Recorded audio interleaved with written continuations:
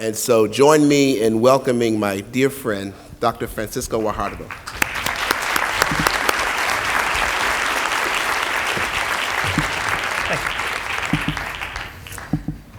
Okay. Muy buenos días. Okay, so I would like to begin by giving thanks to whoever came up with the idea to commemorate Jacqueline Danzberger. I did not know her, but I think I know enough to understand that she was a person of great consequence. And so I have to say that I appreciate not only the gesture, but I think the programmatic overture and development to recognize her work. And I say that, I think, as kind of a weighty sort of observation, because, those who come before us are very important to me. And I suspect that, there's evidence here that they are important as well to not only the Institute for Educational Leadership, but also to the program that is the EPFP program. And so I just wanted to recognize that and then use that as a bit of kind of a spiritual backdrop here to share some stories with you today. So I would like to share some stories. It's part of why I'm here. And so I would like to frame the stories by talking about going from the macro to the micro and really situating self at the center of this talk. And hopefully we can have some time for Q&A. So I'm going to try to, as best as I can, move expeditiously to get to the time when we can have a little bit of exchange, dialogue. Okay, so the first idea that I like to talk about here is that all of you, I think, maybe with the exception of those who are stationed here and live here in Washington, D.C., you come from other places. And so I can tell you that based on my experience as an educator and a person who is involved in community, that when I look back at about the last 25 years of work back home, that I can point to moments in the history of our organization, the history of our schools, in the history of my own personal and even family life, that oftentimes the changes, the good, healthy changes in our community or with us, happen because somebody left and learned something and then brought it back. But when they brought it back, where we saw good, healthy growth, it was because they brought it back and they integrated the lessons in a respectful way. Because, there's a danger in going out and then bringing something in and just sort of committing to the idea as if the idea is in isolation. So, nothing is in isolation. There's always that level of respect to history, culture, values of community. And so this, I think, is pertinent to the realities of many of you here, because you are poised now, and probably, have been since you began to travel, to really be of some consequence back home, because you take something, that you've been, committed to here in the last whatever number of days, 3-4 days that you've been here, that you've been committed to this intense kind of learning. And so there's that opportunity to go back home and to really break the isolation of being back home. So for as beautiful as back home may be, going away and coming back to infuse respectfully the work back home is always important. It has been important for me. So I want to acknowledge that, because I think that many of you are in that kind of situation. And so I would like to first kind of lay out, and I don't want to get too theoretical here, but I do want to lay out a theory of change that many of my colleagues and I have been working with. And actually some of the people in this room, Kwesi and Linda and Eddie Ayel, and some other folks who are very close to this work that we're doing in South Texas, are really working according to a theory of change that I'm going to sort of place in two different ways here, or with two broad components. So the first broad component that I'll speak to is something that we call ecologies of knowing. And so the most fundamental, the most foundational part of our knowing in terms of change and action is really the understanding of the self. So today it's mostly about the self, although I want to say as well that there's that second ecology of knowing that is the organization. How do you interact with the organization? How do you know the organization? That's the second. The first, of course, is knowing yourself. That's the most important part. And then the third is community. So how connected are you with community in terms of understanding it, in terms of the relationships you have with community? So the ecologies of knowing I'll put next to the principles that we work with. And so these form an acronym that we call RASPA. And for those of you who may be familiar with South Texas vernacular, a RASPA back home translates into a snow cone. And so many of us grew up, consuming snow cones during the summer and at other times of the year, because South Texas is actually very hot most of the time. And so we thought, let's create a theory of change to celebrate the whole idea of the RASPA. And so this is what it means. What it means is that it is critical to understand how to build relationships. And so we deal a lot with this whole idea of the anatomy of a relationship. What does it mean to build a relationship? What does it mean to be in relationship? And then what does it mean to have a relationship be a source of action? So I want you to keep that in mind, the relationship, the assets. It's much more uplifting, it's much more inspirational and motivational, really, to live in a place where you're looking at people's gifts and where you are looking at your own gifts. What's your source of strength? What are your skills? What are your assets? Rather than looking at what do we need, what are our limitations, what are our deficiencies. And for those of us who live within the education industry, we know that it is endemic with needs-based kinds of analyses. In fact, the whole accountability system and even testing, we test children so we can find out where they're weak, and then we pump resources into their weaknesses. And so it really becomes sort of like, wallowing in pity oftentimes and in misery oftentimes, because we're looking at what kids cannot do rather than assessing what kids can do and building up their gifts. So it's a different philosophy, it's a different point of entry, and it's a different source of inspiration. And so I want to work where I'm checking out people's gifts, my own gifts as well, because I think I can go home happy at the end of that day. So there's the relationships, there's the assets, there is the stories. So everybody's got stories. How well do you know your stories? If I were in an elevator and I were to ask any one of you, so what's your story? Can you just blurt out a 30-second story? If you're in an interview, can you tell me your 3-minute story? Or can you tell me your 10-minute story? So it's important for us to know our stories, to understand them, and how to use those stories as a source of strength. And especially for children, understanding their stories, cultivating them is really critical. So there's relationships, there's assets, there's stories, and then there's place. And so place comes in two different ways. There's the actual tangible physical place, and then there's the metaphorical place. I will talk more about this as I move along with my talk. And then there's the whole idea of politics. This is not politics, but this is about an ethic of behavior. How can we nurture a culture where people are behaving for the public good? Where you're doing things to help your community, where you're doing things out of generosity and for each other. That's a very particular consciousness and a very distinct place of action. And so this is politics. And then the last piece is action. So how do you deal with relationships and with stories and with assets, and how does all this have a kinetic quality? How does this all move? And so this is a theory of change and action. It's with the ecologies of knowing and then the different principles that we work with. So I want to ask this question. And if all of you can sort of think about this question as we move through this talk.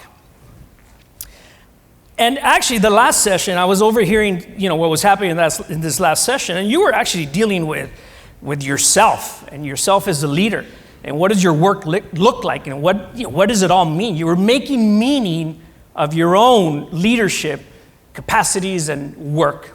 And so this is not a prompt that is new, because you've been thinking about this for the last few days.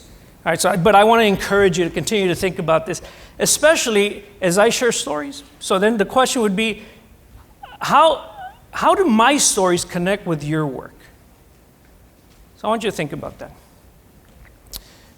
So I want to spend the next few minutes sharing a few stories about self. Because when I put self up there, that already suggests that I need to tell you who I am. And so this is important. And in fact, it was why I was invited to share some stories, about my own work. And so I'm going to begin by reiterating some of what Kwesi already said. So I am from the lower southernmost tip of Texas, my thing doesn't work, I guess, but you see it there. I was raised in rural South Texas, but I was actually born in Mexico. My father comes from the state that is highlighted there, the state of Nuevo León. So my father grew up very rural. And he, in a village, a tiny little village, and so he would walk to school a couple miles, that sort of thing. He went up to the 4th grade. My father loved school. My father would meet my mother in the neighboring state of Tamaulipas back in the late 1950s. And so my parents would marry and they would have their family. And so I am one of 4 boys. And so we decided, my parents actually decided in mid-1968 that they had to make the move from Mexico into the United States. There were a whole host of factors that were very compelling push factors that really pushed us out of Mexico. And then there were, of course, the pull factors as well from north of the border. And so this is actually an image of when my father took my brothers and me to the Mexican consulate in Monterrey, Nuevo León. And so I'm the kid in the middle there. And then off to my right is my brother Miguel, and off to my left is my brother Pepe, we call him. And so there's my father, and you see the seal of La República de México. And so we went through the whole application process, and then eventually got permission to come across the river, the Rio Grande River, and then we settled in this place in South Texas. So I want to begin by first introducing my family. So my brother there in the pink shirt, Pepe, he's a retired school principal. And so Pepe has a doctoral degree in divinity. So he's kind of a religious guy. And then my mother was mourning the death of my grandmother. And then my brother in the middle, kind of the chunkier one, that's my brother Miguel. And he's the one who ate all the tortillas most of the time. And Quasi knows my brother Miguel well, as does Linda. So Miguel is a university professor in San Marcos, Texas, at Texas State University. And then I'm kind of the skinny, scrawny kid there. And I got my hands on my little brother. And so we all have teaching certificates, teaching degrees. And the 3 of us, the older ones, became teachers. My little brother is the one who was smart, and he makes the money. And so we are on teacher salaries, which is actually not bad, but my brother does a little bit better than we do. And my father there is my father. So we lived in the housing projects. And we lived in the housing projects for 8.5 years. Federal housing that was built in the 1960s in El Cid, Texas. So the first story that I want to share is a story about Papi, what we call my father. And I'm going to actually back into the story by beginning my father's story at his funeral. So my father died about 2 years ago. And at his funeral, we showed video of my father when I posed a question to him in one of the many installments of an oral history that I did with my father. So I had been doing an oral history with my father for a good 17, 18 years when he passed away. So I have my brothers. We have a preponderance of data on the life of my father.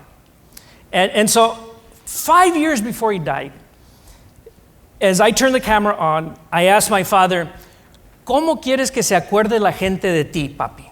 I asked him, how do you want to be remembered? And so, as he was dying, I actually brought that video back to my father so he could see it. And so that he could reflect, on some of the stuff that he has shared with us through the years. And so then when he passed away, I decided that's the video I want to show at the funeral. And so my father was speaking to multiple audiences. That one day when I asked him, he was talking to the camera only and to me. But when he was talking at the funeral, it seemed like he was talking to the camera, he was talking to his children, he was talking to his grandkids, and he was talking to posterity and the community, it seemed. And so he said to the camera and to everybody else, he said, I want to be remembered as somebody who was, this is all in Spanish because my father never learned English, neither did my mother. So my father said, as somebody who was cumplido, he said. Yo fui cumplido.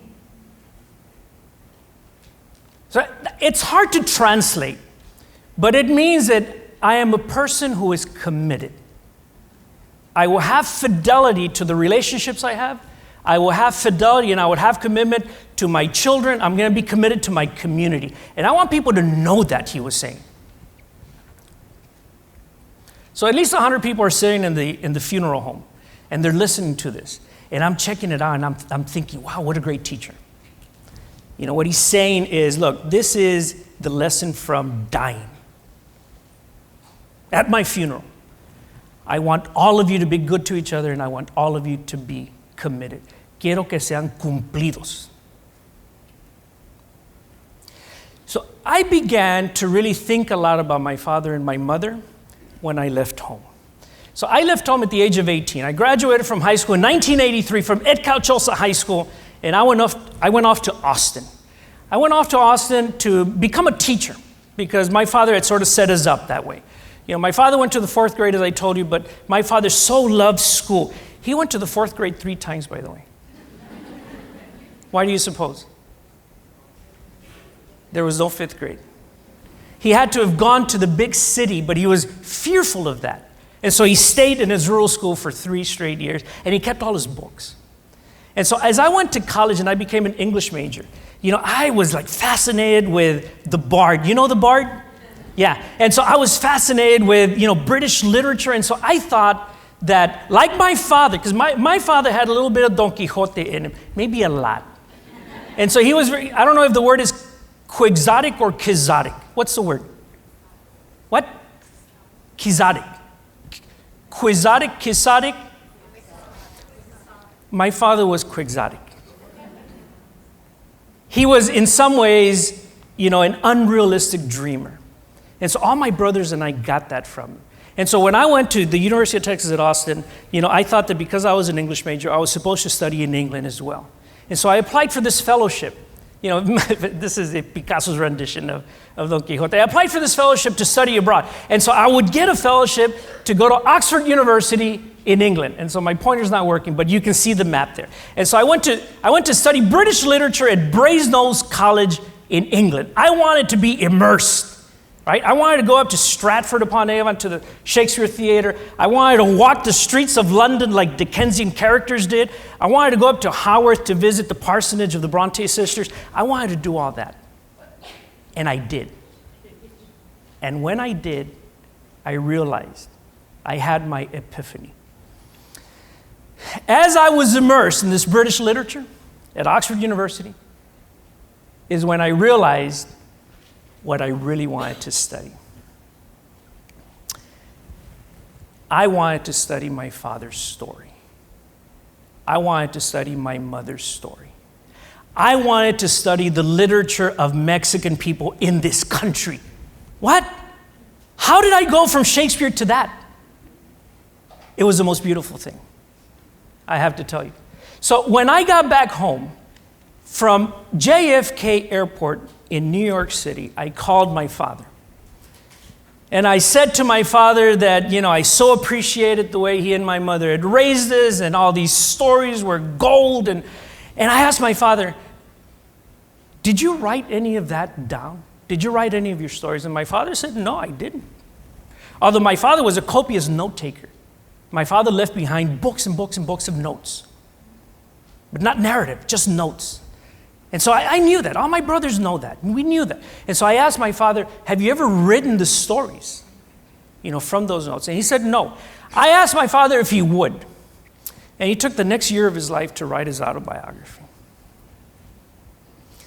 And it was the most beautiful thing, I have to tell you. You know, and when many years later, so one of the things that my father writes about most is about going to the rural school.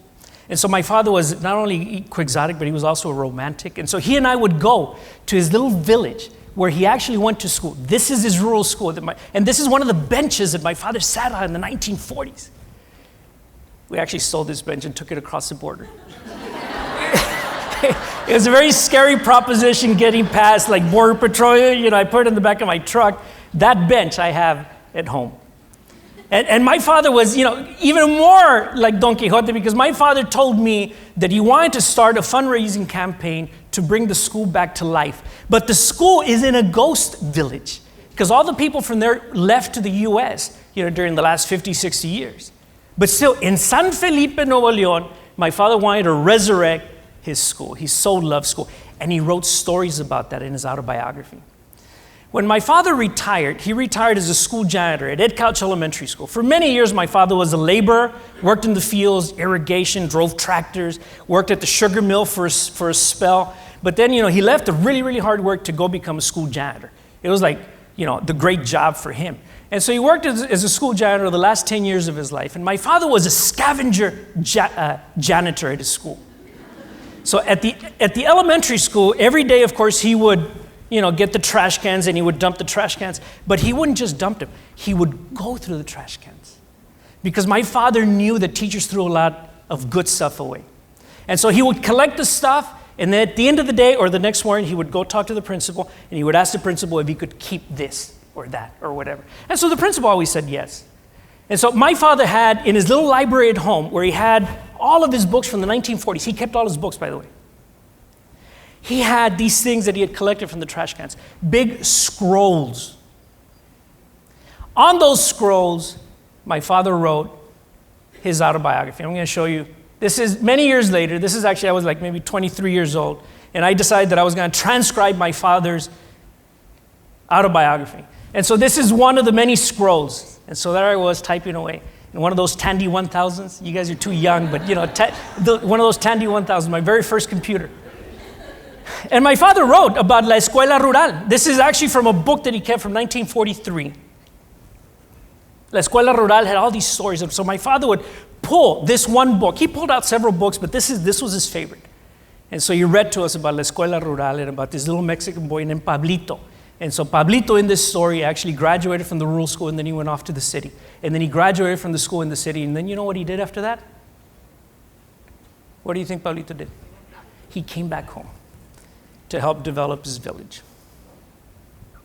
So for us, the stories that my father was sharing with us and reading to us became really the roadmap for us. So all four of my brothers, went off to school and then came back. Three of my brothers and then myself the fourth. So I share this story about my father because, as I look at my own leadership, I can tell you that I would not have the kind of capacities, I wouldn't have the kind of skill sets if I hadn't spent years and years and years. And by the way, this is a fluid, dynamic process. I continue to. I write in my journal. And so like last year, for example, my journal was 292 pages. This year, I'm on page like 120. I write in my journal every single day. Like I'm gonna write about today. I'm gonna write about this as I fly home this afternoon. I write in my journal every single day. And I write in my journal because it's something that I learned from my father. And I write in my journal because I understand that I have to know myself. And I need to continue to grapple with that. Grapple is the wrong word. I need to continue to reflect. Critical self-reflection and the building of the self is like the cornerstone of leadership.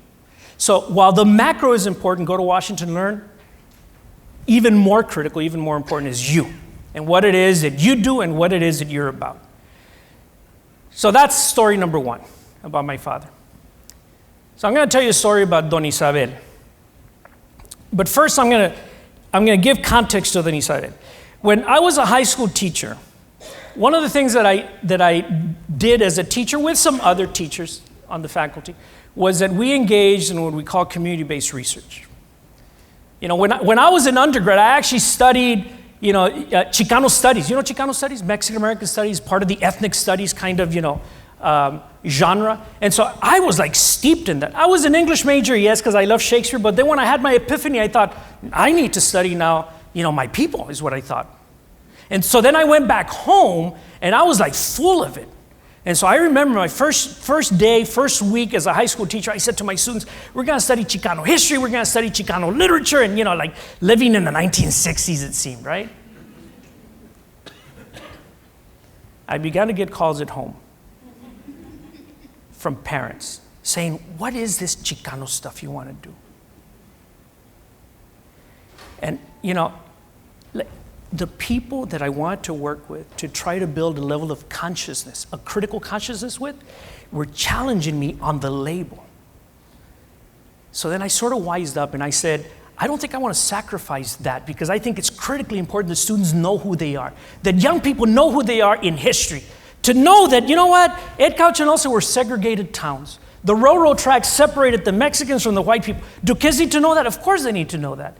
They need to know why it is that Title I is what it is. They need to know, levels of inequity in our community. They need to know that. We all need to know that. Not only students of color. Everybody needs to know that. But the parents were telling me, you can't talk about Chicanismo with my children. So that was a challenge. So the way we figured it out is that we went into community-based studies. Code for Chicano studies. We went into community-based studies. We went into oral histories.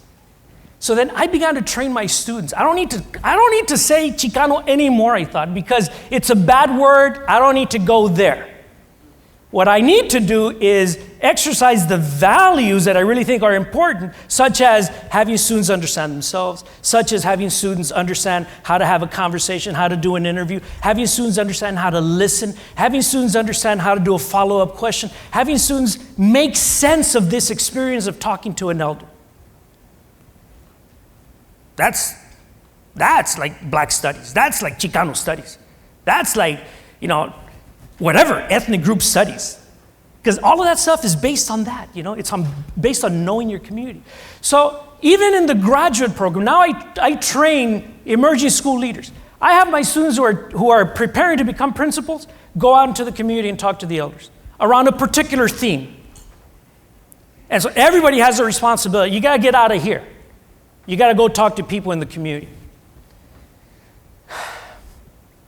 One of the very first oral histories that we did with high school students was with this man named Isabel Gutierrez.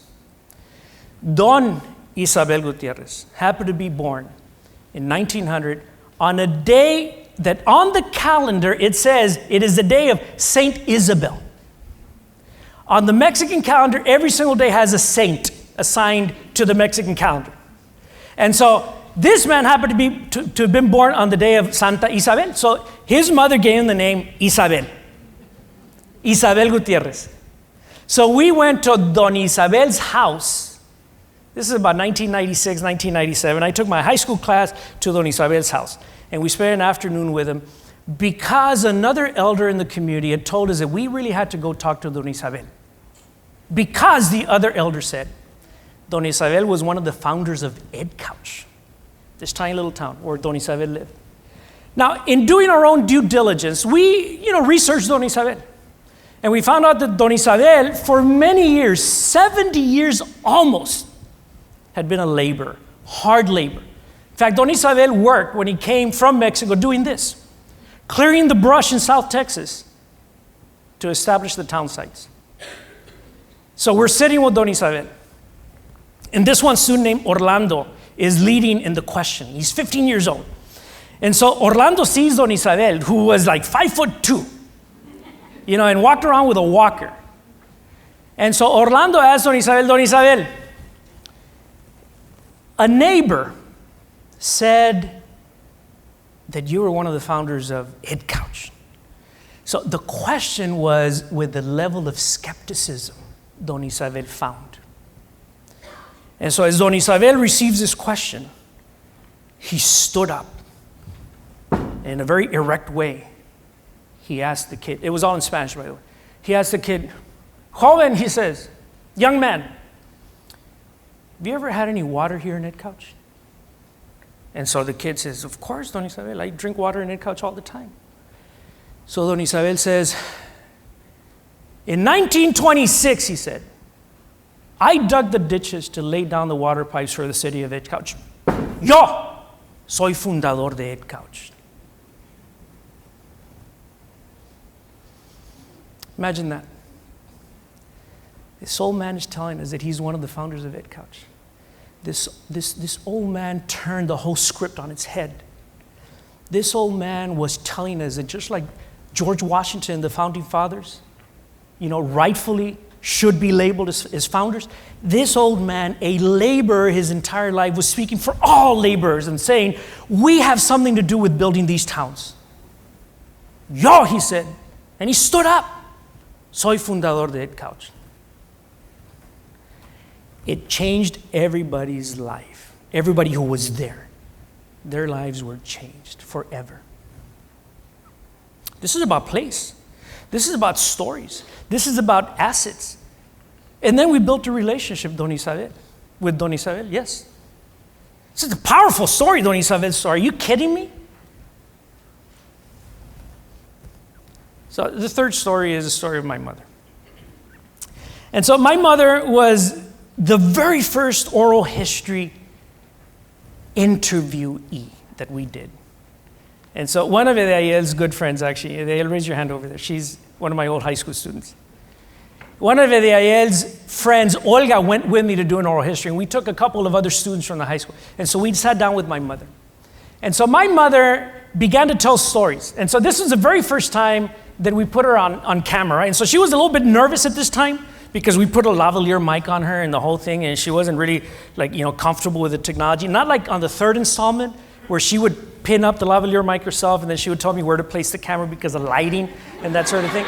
So this is my mother who's really even though she was born in 1934, my mother is like a 19th century person, like almost pre-industrial, very agrarian type culture.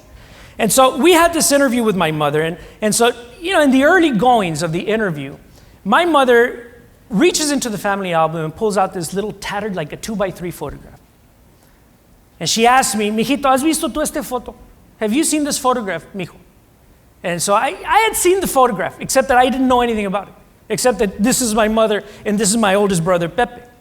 So my mother proceeds to tell me the story, but before she tells me the story, she's got a lot of questions. Like, have you ever seen this? I said, yes. What do you think of the dress, mijito? Isn't this a beautiful dress? And I said, of course, mommy. And then other questions. And then she tells me that she went and got this friend, like the only friend she had who had a camera, to come take a picture of her with her baby. Because my mother was absolutely convinced that she was not going to make it. She needed to leave a photograph so that her baby could know what she looked like. And she pointed to the dress again to ask what I thought of the dress. And she wanted to continue with the story of the dress. She said, for weeks on end, I put that dress on to go to bed. And then I would take it off in the morning. And so I'm trying to make sense of this. I don't know what to make of it. What do you think the story is? What? Yeah, my mother wanted to be buried in the dress. So I explored, as a good interviewer would. And I found out, and my mother told me, that she was suffering through postpartum depression. She just didn't know what it was. And so I asked my mother, so how many people know this story? My mother said, I'd never told this story. She was about 62, 63 years old, my mother was at this time. She had never told the story of postpartum depression. I asked her, what? Like, you didn't tell your sisters? You didn't tell your comadres or whatever? She said, no, I never told this story. She said, I feared that I would be branded an unfit mother, and I didn't want to lose my baby, but if I did, die, I wanted my baby to have a memory of what I looked like. Why would I even share this story? Why would I share this story? We work in schools, or we work in organizations, or we work with the government, or we work with children every single day. And oftentimes we see a sour face on a child, or on a colleague, or on somebody walking down the street. And most of the time, we have no idea why the countenance. I had lived 30 years or whatever, 30 years, and I had no idea that my mother, most important woman in my life, had this story. It wasn't until I reached the level of the relationship with my mother, it was already, strong, but a relationship that is at a whole other level, like trying to get to know you, really, trying to get to understand your stories. When I found out this story about my mother, and I thought, wow, this is crazy stuff. So my mother really pushed me, without even saying it, to be much more curious about the people I work with every single day. And, to be much more curious about the relationships I have. And I have to tell you that sit down with my mother enriched my life in such a way. It was unbelievable. I'm glad I had the epiphany at Oxford, because I don't know that I would have done this. So you see, there's the macro piece, which is important, which is why you're here, and then there's the micro piece. So how well do you know yourselves? So that you can become, really, a much more enhanced leader. It's probably the wrong descriptor, but you know what I'm saying. A deeper level of understanding of who you are. And so, I'm talking about my mother because my mother laid out this vision for me. I think in the most profound way. So this is my mother and my father. And so, I shared some stories here. And so I talked about the self. I talked about organizations a little bit, and then I talked about community. And Don Isabel, revolutionizes the whole idea of community. And so I think that all the stories that I shared have something to do with relationships and with assets, identifying and building assets, and stories and place and politic and action. So I want you to think about what your work is back home, as you have been thinking now for a while. And so I want to finish before we get to the Q&A here, I want to finish just by extending Don Isabel's story, because, Don Isabel didn't have a phone, but he went to an adult daycare center during the mornings. And so the phone in my office at the school rang one day, and it was Don Isabel. And so it was a student who picked up the phone, and then he ran to me and said, Don Isabel is calling from the adult daycare center, the student said. And so it turned out that Don Isabel was calling because he had a request to take more journals, the Llano Grande Journal, that was a student publication based on the oral histories. He wanted about 30 more copies of the journal because the elders at the adult daycare center wanted more. And so we said, of course. So we ran off a bunch more, a box, and we took the box to the adult daycare center. So I walk in, I got a whole team of students, and they're passing out the journals, Llano Grande Journal, featuring Don Isabel Gutierrez, right, his story. And so as the students are passing around, all these elders are riveted to the journal. And so the director of the adult daycare center comes over to me and taps me on the shoulder, and he says, more than half of those elders who are reading the journal are illiterate.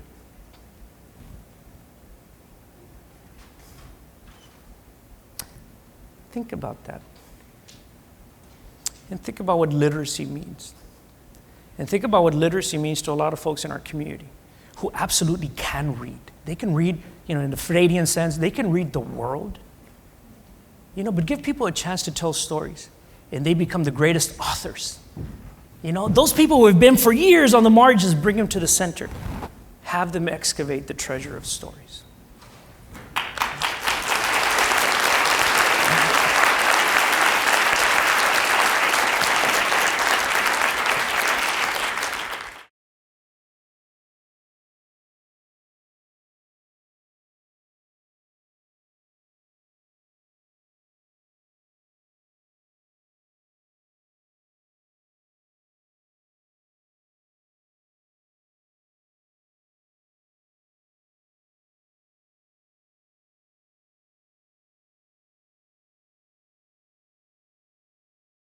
This was a great presentation. I wanted to know how you went about getting your oral story, because I've been thinking about doing that for my family. And I wanted to know if you had specific questions that you went in with, or did you just allow it to be your family? Yeah. Thank you, Dominique, for the question. She asked, how did you go about